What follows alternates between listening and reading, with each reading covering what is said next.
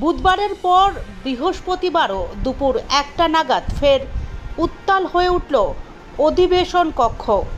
প্রসঙ্গত উল্লেখ করা যেতে পারে, সোমবার মুসলিম বিধায়কদের চ্যাংদোলা করে ফেলে দেওয়ার হুঁশিয়ারি দিয়েছিলেন বিরোধী দলনেতা শুভেন্দু অধিকারী। বিরোধী দলনেতার এই মন্তব্যের পাল্টা হুঁশিয়ারি দিয়ে ভরতপুরের বিধায়ক হুমায়ুন কবির বলেছিলেন, আমাকে মারতে এলে ঠুসে দেব।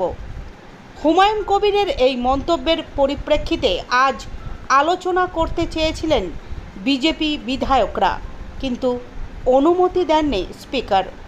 আর তাতেই মেজাজ হারান বিধায়ক শঙ্কর ঘোষ সহ বিজেপি বিধায়করা।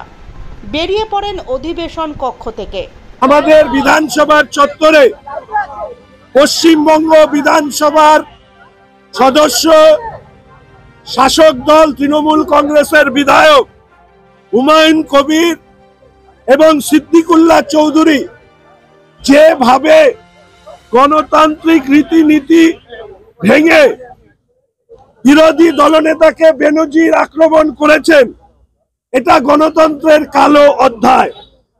সরাসরি দৈহিক আক্রমণ করবার মতন শব্দবন্ধ, ঠুসে দেব, ঠ্যাং ভেঙে দেব, এই শব্দবন্ধর মধ্যে দিয়ে শাসকের হিংস্র আচরণ প্রকাশ পেয়েছে।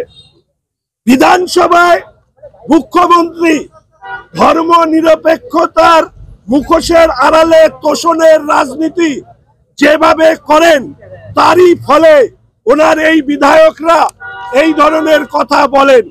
আপনারা জানেন, এর আগেও হুমায়ুন কবির হিন্দুরা মুর্শিদাবাদের 30% বলে কেটে ভাসিয়ে দেবার কথা বলেন ভাগীরথীতে।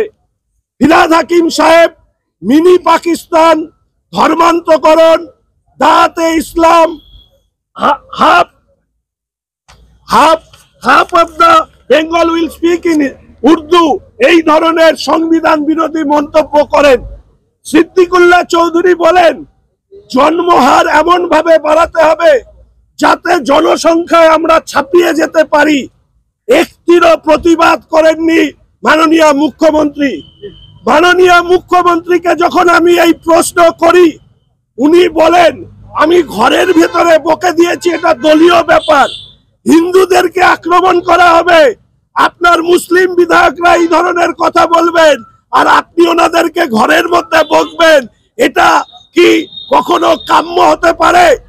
মাননীয় মুখ্যমন্ত্রীকে অনুরোধ করব, আগে ওনাদেরকে বলুন প্রকাশ্যে পশ্চিমবঙ্গের জনগণের কাছে হুমায়ুন কবির, ফিরহাদ হাকিম, সিদ্দিকুল্লাহ চৌধুরী, হামিদুল রহমানের মতন বিধায়করা যেন প্রকাশ্যে পশ্চিমবঙ্গের মানুষের কাছে ক্ষমা চান।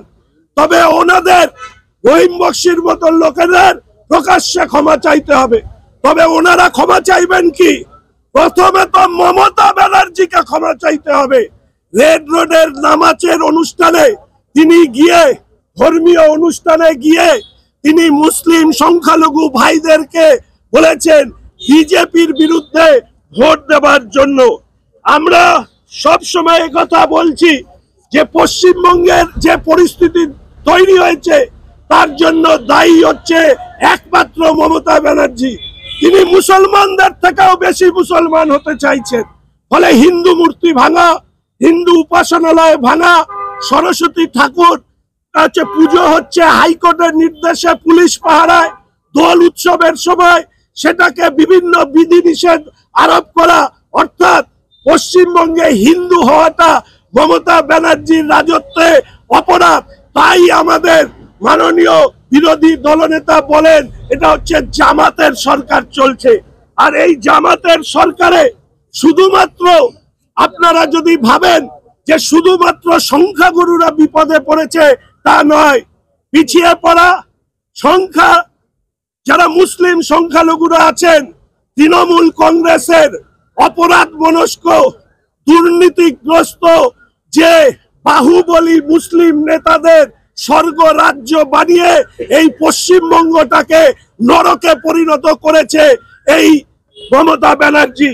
তাই আমি স্পিকার সাহেবের কাছে দৃষ্টি আকর্ষণ করতে চেয়েছি যে অবিলম্বে হুমায়ুন কবির সিদ্দিকুল্লাহ চৌধুরীদের মতন বিধায়ক যারা বিধানসভায় আছেন তাদেরকে অবিলম্বে বিরোধী দলনেতাকে দেওয়া হুমকিকে প্রত্যাহার করতে হবে, নচেত বিধানসভার আইন অনুযায়ী তাদের বিরুদ্ধেও ব্যবস্থা নিতে হবে। এই আবেদন রেখেছি আমরা ভারতীয় জনতা পার্টি পরিষদীয় দলের পক্ষ থেকে।